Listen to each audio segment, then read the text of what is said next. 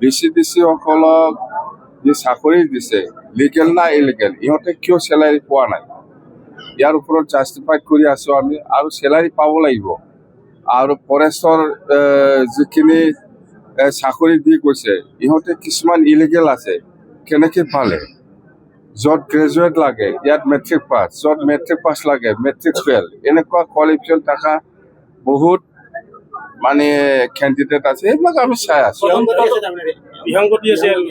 Illegal আৰু পইচাৰ কথা কৈছে, পইচা লোৱা বুলি কথা কৈছে। পইচা আমি লোৱা নাই। প্ৰমোদ বড়োৰ দিনতো আপোনালোকে প্ৰমাণে পাইছে, এজন মহিলাই 8 লাখ 9 লাখ টকা দিব নোৱাৰা কাৰণে তাৰ ল'ৰাটো চাকৰি পোৱা নাই।